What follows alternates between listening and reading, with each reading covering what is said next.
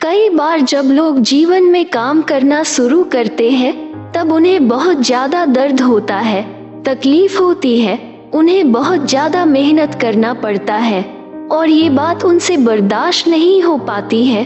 उनका शरीर जवाब दे देता है और वो उस काम को छोड़कर किसी और तरकीब से सफल होने का प्रयास करते रहते हैं। लेकिन याद रखिएगा, इस प्रकार से कोई भी व्यक्ति जीवन में सफल नहीं हो पाता है। याद रखिएगा कि सफलता का मार्ग मेहनत, दर्द और तकलीफ से होकर गुजरेगा और यह आपको सहना ही पड़ेगा, तो इसके लिए आप हमेशा तैयार रहिए।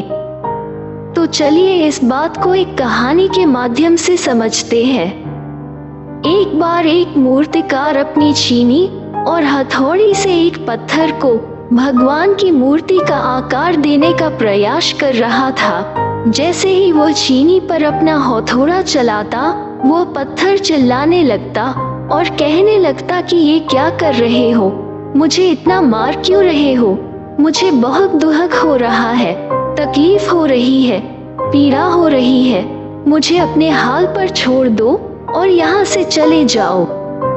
मूर्तिकार ने उस पत्थर से कहा, मुझे बहुत अच्छे से पता है कि तुम्हें बहुत ज्यादा दर्द हो रहा है, तकलीफ हो रही है और तुम बहुत ही ज्यादा पीड़ा में हो, लेकिन यदि आज तुमने इस दर्द को नहीं सहा, इस तकलीफ को नहीं सहा, तो जीवन भर तुम यही इसी प्रकार से पड़े रहोगे।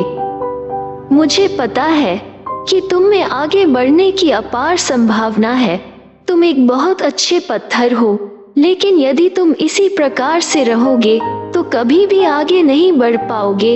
इतना कहकर मूर्तिकार औजार उठाए ही थे कि पत्थर फिर से चिल्लाने लगा, गिड़गिड़ाने लगा, विनती करने लगा कि मुझे अपने हाल पर छोड़ दो। मुझे पता है कि जीवन के लिए कौन सी चीज सही है और कौन सी चीज गलत है। मुझे बहुत ज्यादा दर्द हो रहा है, अब मैं इस तकलीफ को बहुत ज्यादा नहीं सह सकता। मैं जिस हाल में जो उस हाल में छोड़कर मुझे तुम ये से चले जाओ।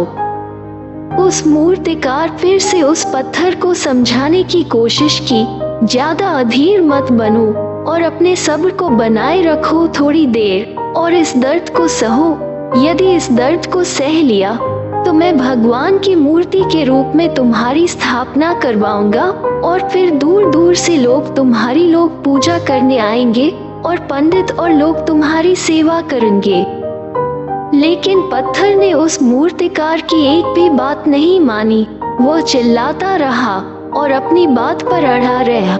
मूर्तिकार में उस पत्थर को समझाने की बहुत कोशिश की, लेकिन वो पत्थर नहीं माना। अब मूर्तिकार भी थक चुका था और वो उस पत्थर को छोड़कर आगे बढ़ गया और थोड़ी ही दूर जाकर देखा कि एक और बहुत ही अच्छा पत्थर वह पड़ा हुआ है। उसने छीनी और हथौड़ी उठाई और उस पत्थर को मूर्ति बनाने के लिए वो तैयार हो गया। मूर्तिकार ने छीनी और हथौड़ी का वार दूसरे पत्थर पर जारी रखा। दूसरे पत्थर को भी दर्द हुआ, तकलीफ उससे भी हुई, लेकिन उस पत्थर ने बर्दाश्त कर लिया और देखते ही देखते थोड़ी समय के बाद उस पत्थर ने भगवान की मूर्ति का रूप धारण कर लिया। थोड़ी दिन बाद उस मूर्ति की एक मंदिर में स्थापना हो गई। धीरे धीरे करके लोग वह पूजा पाठ करने आने लगे। लोगों की मन्नतें वहां से पूरी होने लगी और वह मंदिर बहुत ही ज्यादा प्रसिद्ध हो गया। अब धीरे धीरे करके दूर दूर के गांव से लोग वहां पूजा पाठ करने आने लगे। फिर एक दिन और उससे पत्थर को उसी मंदिर में लाया गया और उसे एक कोने में रख दिया गया। अब लोग आते और उस पर नारियल फोड़ते। ये कोई और पत्थर नहीं बल्कि भी पत्थर था जिसने दर्द को नहीं सहा था। अब वो पत्थर मन ही मन बहुत ज्यादा पछता रहा था, दुखी हो रहा था और अपने आप से कह रहा था कि काश मैंने उस दिन उस दर्द को, उस तकलीफ को सह लिया होता तो आज लोग मेरी भी पूजा करते।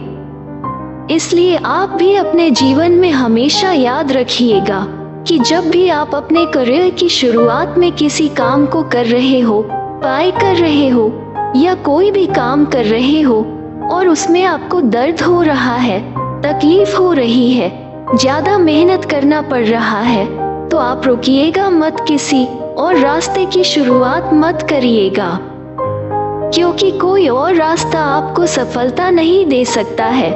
आपको उस दर्द को, उस तकलीफ को सहना ही होगा, और उस दर्द को, उस तकलीफ को सहकर आप ज्यादा मजबूत बनेंगे, और तभी आप अपने जीवन में आगे बढ़ पाएंगे। और जीवन में हमेशा याद रखिएगा कि आपको पहले पत्थर की तरह नहीं, बल्कि दूसरे पत्थर की तरह बनना है।